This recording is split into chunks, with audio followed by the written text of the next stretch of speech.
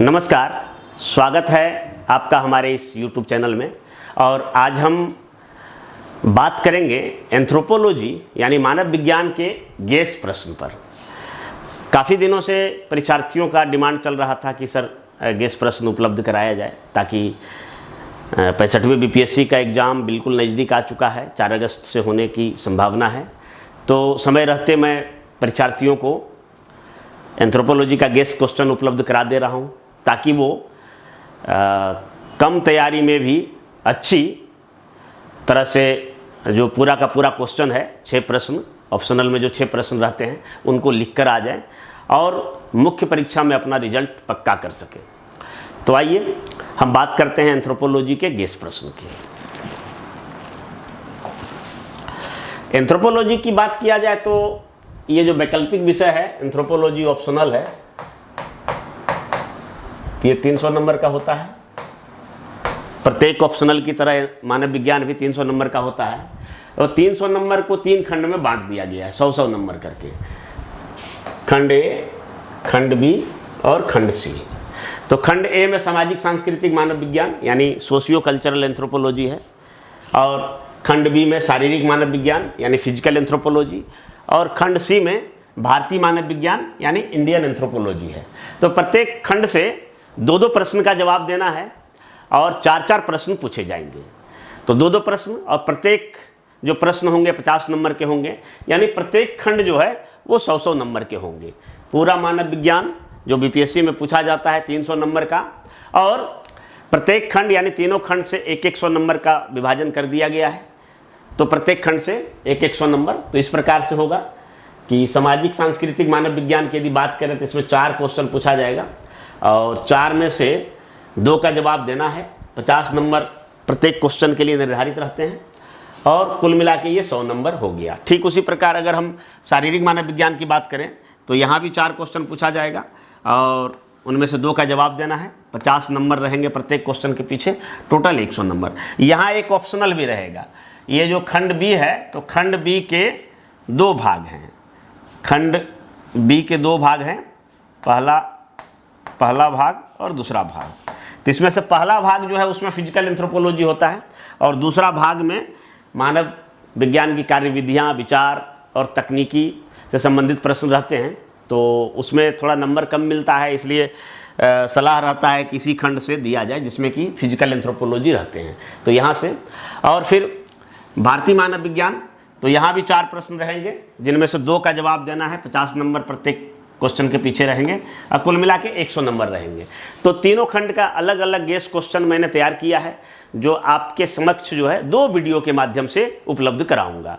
तो आज पहले वीडियो के माध्यम से मैं सामाजिक सांस्कृतिक मानव विज्ञान के गेस प्रश्न पर बात करूंगा, लिख कर दूंगा, और उसकी तैयारी करके आप भली भांति बीपीएससी में कुशलतापूर्वक 2 प्रश्न जो इस खंड से हैं उसको लिखकर चले आएंगे। और ठीक उसी प्रकार इधर से भी 2 प्रश्न और इधर से भी 2 प्रश्न, कुल 6 प्रश्न को अगर आप ऑप्शनल में लिख देते हैं और इसके साथ जीएस में भी 8-8 प्रश्न को लिखकर चले आते हैं भली भांति सही प्रकार से, तो आपका मेंस में रिजल्ट कोई नहीं रोक पाएगा। और अगर अच्छी ढंग से लिखते हैं तो मेंस में अगर ज़्यादा नंबर रहता है तो आपका इंटरव्यू पर लोड कम होगा, और इंटरव्यू पर जब लोड कम होगा तो इंटरव्यू में जो भी नंबर मिलेगा दोनों मिला के जो आपका मेरिट बनेगा, तो अगर अच्छा नंबर आया, बढ़िया स्कोरिंग हुआ, तो आप टॉप 100, टॉप 50, टॉप 10 में भी जा सकते हैं, जिसके कारण से आपको मनचाहा पोस्ट बीपीएससी में प्राप्त हो जाएगा।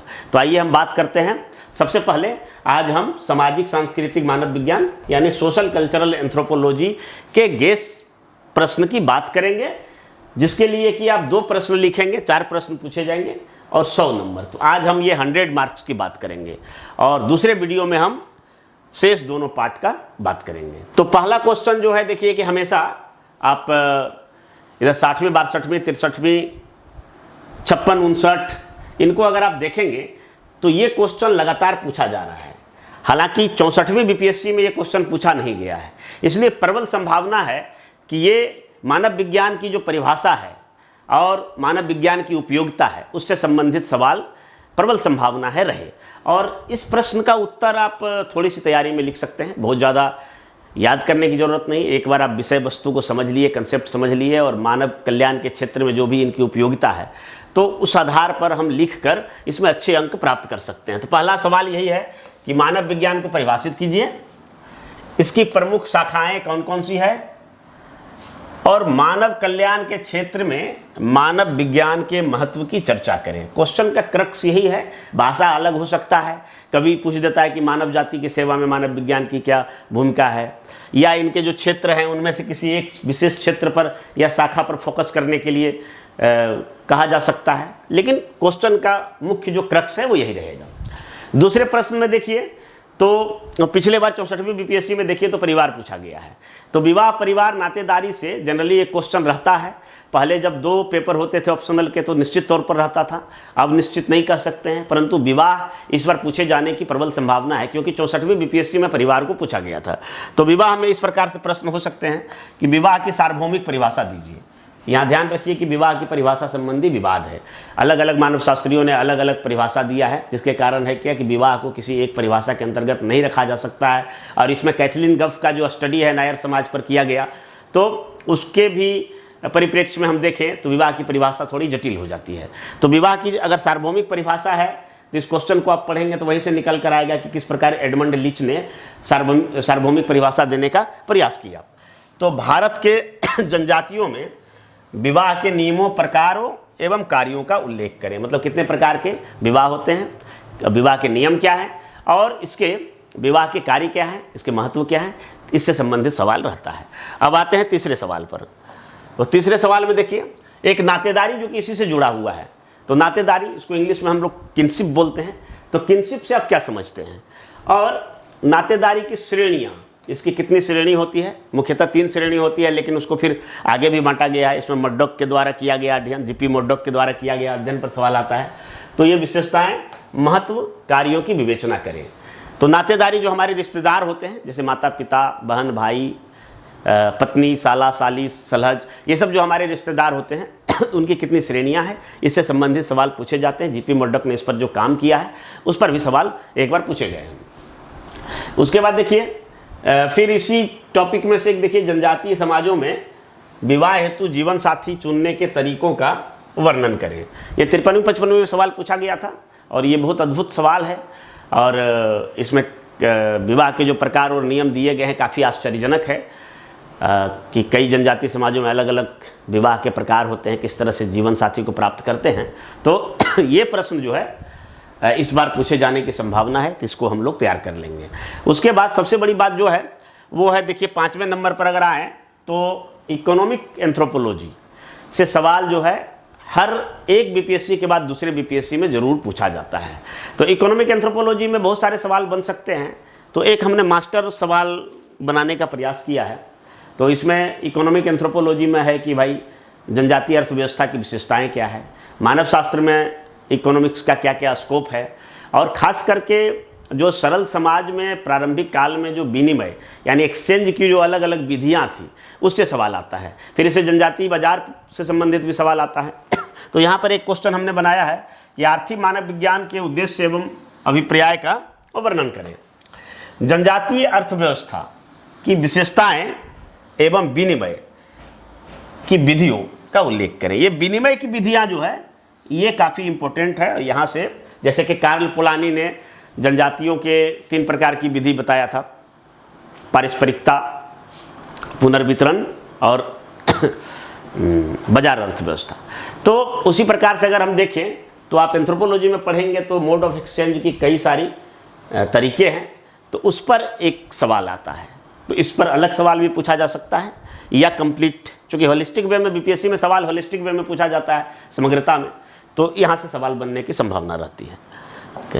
उसी प्रकार हम देखें तो एक धर्म है, पिछले 3-4 बीपीएससी से धर्म पर सीधा जो लॉन्ग क्वेश्चन है वो नहीं आया है। तो इस बार इसकी संभावना है कि धर्म से सवाल हो। तो धर्म में 2-3 चीज़ है। सबसे बड़ा चीज़ तो ये है कि धर्म की उत्पत्ति के जो विभिन्न सिद्धांत है, इस धरती पर धर्म की उत्पत्ति कैसे हुई, कैसे मानव में ये अनुभूति हुई कि धर्म नाम का कोई चीज़ है, ईश्वर नाम का चीज़ है। तो इसके संबंध में जो मानव शास्त्रीय अध्ययन है, तो अलग अलग मानव शास्त्रियों ने अलग अलग विचारधारा प्रस्तुत किया है।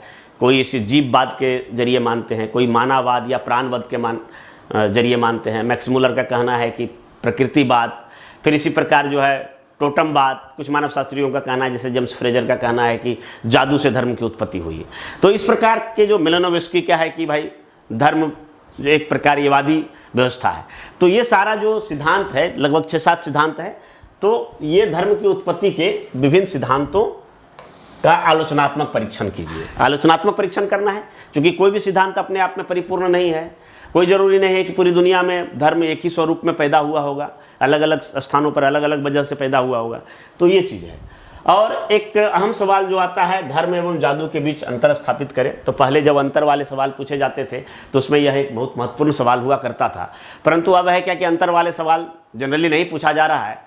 तो ये शॉर्ट नोट्स में भी पूछा जा सकता है, या फिर लॉन्ग क्वेश्चन के रूप में धर्म एवं जादू से अलग क्वेश्चन भी रह सकता है, परंतु इसके सरफिक्स या परफिक्स में कुछ ना कुछ जरूर जुड़ा रहेगा धर्म से संबंधित, कि धर्म किसे कहते हैं। तो ये 6ठा नंबर। 7वें नंबर में आए तो राजनीतिक मानव शास्त्र में भी कई सवाल पूछे जाते हैं। तो यहाँ पर हमने राजनीतिक मानव शास्त्र से 2 सवाल हमने इंक्लूड किया है। तो 2 सवाल में पहला सवाल तो है ये कि राज्य और राज्य विहीन। तो राज्य विहीन क्या है? तो आमतौर पर आदिम समाजों या जनजातीय समाजों का जो अध्ययन प्रारंभ हुआ था स्वतंत्रता काल में, तो उस समय था कि वहाँ कोई राजनीतिक प्रणाली नहीं था।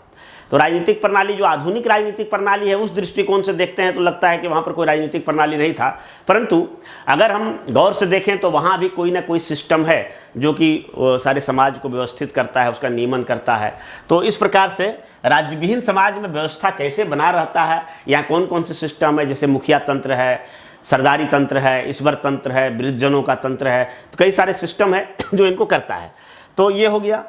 और दोनों के बीच जो अंतर है, इससे सवाल आता है, शॉर्ट नोट्स में भी आ सकता है, लॉन्ग क्वेश्चन के रूप में पूछा जा सकता है।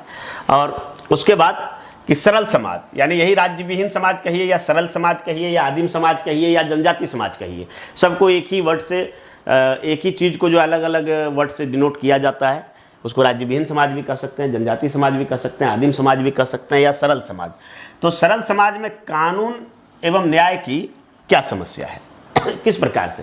तो हम जानते हैं कि हाल के दौर में जो आईपीसी का प्रचलन हुआ है, तो पहले ऐसा नहीं था, इंडियन पेनल कोड का वहाँ प्रचलन नहीं था। लोग पंचायत वगैरह के माध्यम से समस्या को निपटाते थे और करते थे। तो समस्या को निपटाने का जो उनका तरीका है वो अलग है।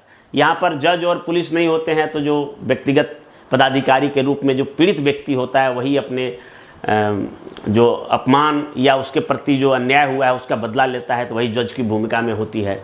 सबूत के तौर पर कसम और अग्नि परीक्षा होते हैं। तो ये सारे कुछ विचित्र प्रकार की विधियां हैं जो कि पढ़ने में हमें आनंद भी आता है। तो इसको, ये एक सवाल है। और आदिम समाज में कानून किस प्रकार लागू किया जाता है, ठीक है। तो ये सवाल हॉट टॉपिक है यूपीएससी, बीपीएससी और कई स्टेट पीसीएस में ये क्वेश्चन कई बार पूछा गया है। बीपीएससी में भी भाषा अलग हो सकता है, लेकिन क्वेश्चन का मेन क्रक्स जो है वो यही रहेगा। आगे चलते हैं। तो एक देखिए, टोटम और टेबू, ये काफ़ी इंपॉर्टेंट है, किसी न किसी रूप में जरूर आएगा। अगर लॉन्ग क्वेश्चन में नहीं आया तो फिर शॉर्ट क्वेश्चन में आ सकता है। तो टोटम और टेबू को, और ऐसे भी एंथ्रोपोलॉजी का ये एक तरह समझिए कि आत्मा है, तो इसको हमें पढ़ना बहुत ज़रूरी है। तो इसको हम पढ़ लेते हैं, कहीं ना कहीं ये ज़रूर काम देगा। अगर ये इस पर सवाल नहीं आया तो फिर कई सारे सवालों में ये इंग्रेडिएंट्स के रूप में भी काम करते हैं। तो यहाँ देखिए, टोटम और टेबू से आप क्या समझते हैं, ठीक है।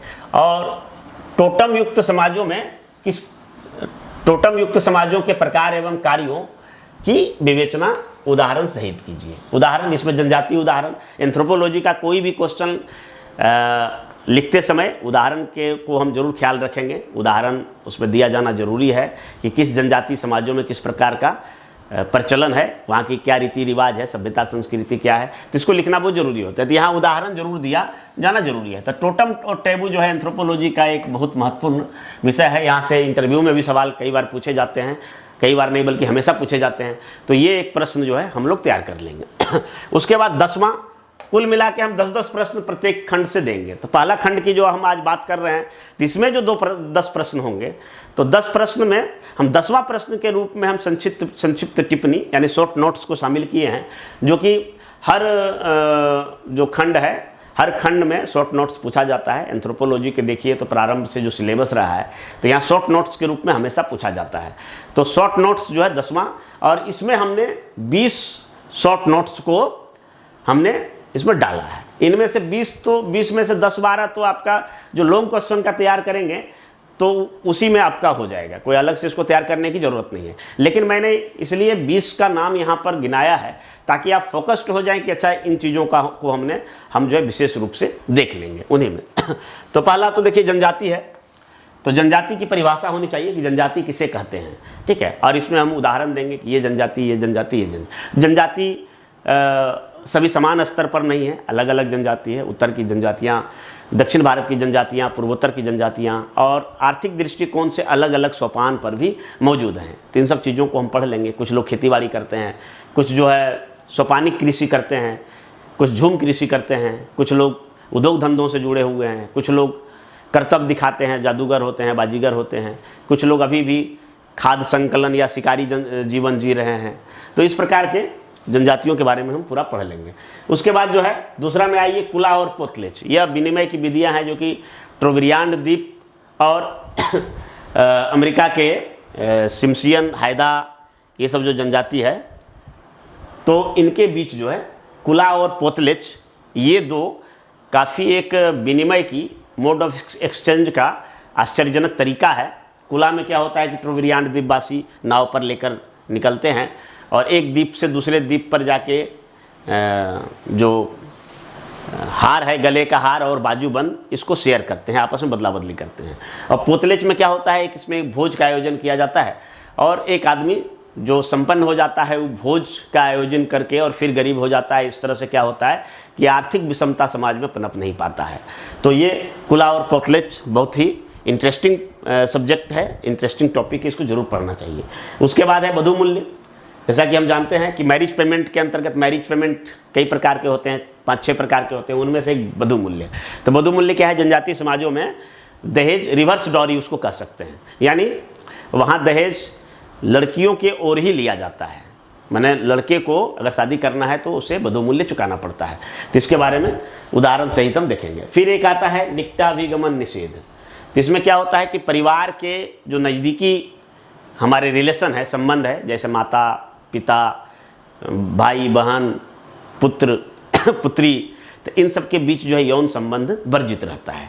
और ये सिर्फ भारत में नहीं बल्कि दुनिया के लगभग सभी देशों में, एकाध समाजों का उदाहरण छोड़ दें तो हर जगह ये निकटाभिगमन निषेध यानी इंसेस्ट टैबू जो है लगा होता है। इंसेस्ट पर यानी नज़दीकी संबंधों पर टैबू लगा होता है। तो इस पर जो है शॉर्ट नोट्स पूछा जाता है।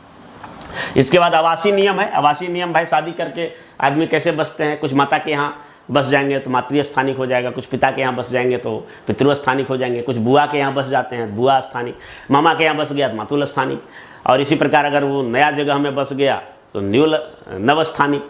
तो ऐसे जो आवासीय नियम होते हैं इस पर सवाल होता है। फिर संयुक्त परिवार जो कि भारतीय समाज की आत्मा है, ये किस प्रकार से खंडित हो रहा है, इसमें क्या परिवर्तन हो रहा है, संयुक्त परिवार की क्या विशेषताएं हैं, इससे सवाल होगा।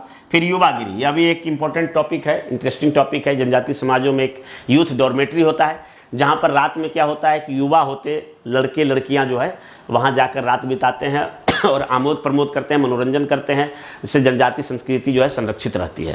तो युवागिरी। और फिर धर्म से एक आ गया, उधर धर्म की उत्पत्ति के सिद्धांत में 2 टॉपिक है, धर्मवाद या प्राणवाद। तो प्राणवाद को, इसको मानववाद भी बोला जाता है, कई बार देखिएगा सवाल पूछा गया है, ठीक है। तो जीववाद और प्राणवाद तो इसके बारे में सवाल पूछा जाएगा। दोनों को संयुक्त रूप से भी पूछा जा सकता है या अलग अलग भी पूछा जा सकता है। इसके अतिरिक्त देखिए संस्कृति और सभ्यता, ये प्रारंभिक टॉपिक है। संस्कृति और सभ्यता में क्या अंतर है, दोनों किसको कहते हैं? आमतौर पर दोनों को हम संस्कृति सभ्यता एक ही अर्थ में प्रयोग करते हैं, लेकिन अंतर है। अगर एंथ्रोपोलॉजिकल दृष्टिकोण से देखें तो यहाँ पर अंतर है, तो ये है। फिर धर्म और जादू, इससे सवाल हो सकता है। टोडा जनजाति, नीलगिरी पर बसने वाली टोडा जनजाति के बारे में सवाल आता है, क्योंकि इसमें जो कई सारे रीति रिवाज, प्रथा परंपरा हैं, बिल्कुल आश्चर्यजनक है, तो ये सवाल एक पूछा जाता है। फिर टोटमवाद है। टोटमवाद जीववाद, प्राणवाद जिस तरह से, उसी तरह से धर्म की उत्पत्ति का एक सिद्धांत है कि धर्म की उत्पत्ति टोटम से हुआ होगा। तो ये टोटमवाद पर भी कई बार क्वेश्चन पूछे जा चुके हैं, अभी भी पूछे जाने की संभावना है। फिर बहुपति विवाह, ठीक है। कुछ जनजातीय समाजों में एक महिला जो है कई पुरुषों के साथ विवाह करते हैं, तो उसके बारे में भी सवाल रहता है। फिर जनजातीय बाजार, ट्रैवल मार्केट, जनजातीय क्षेत्रों में साप्ताहिक 15 दिन या द्विसाप्ताहिक या मासिक स्तर पर लगने वाला एक जनजातीय बाजार होता है, जो कि लोग अपने कृषि उपज को या फिर अपने किसी भी प्रकार के उत्पाद को आकर आपस में अदला बदली करते हैं। पैसे का भी अब प्रचलन होने लगा, लेकिन पहले विनिमय माध्यम से होता था, है ना।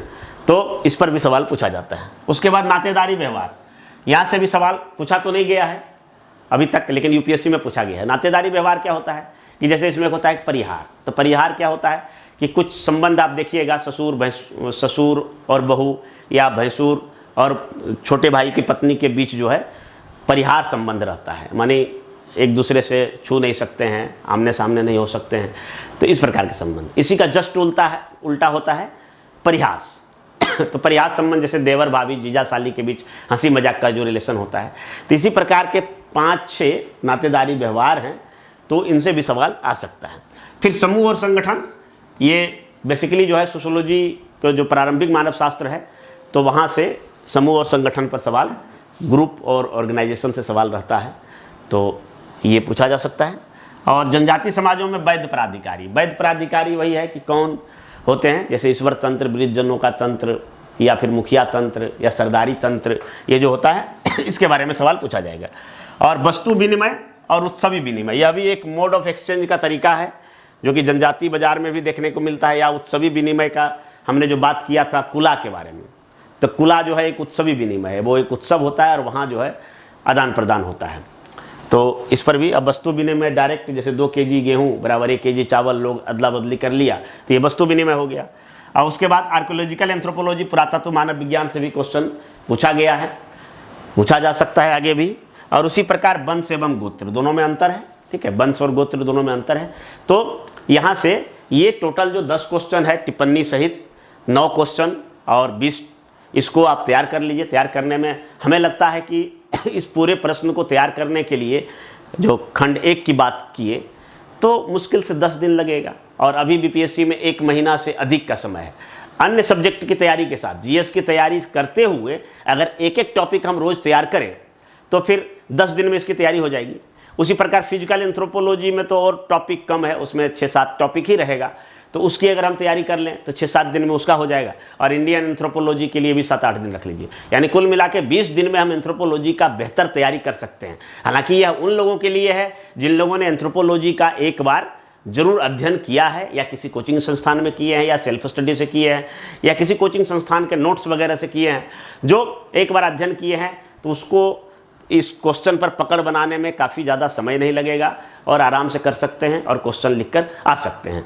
तो ये सोशल एंथ्रोपोलॉजी में हम ये जो 10 क्वेश्चन बताए हैं इसको गहन अध्ययन कर लेंगे।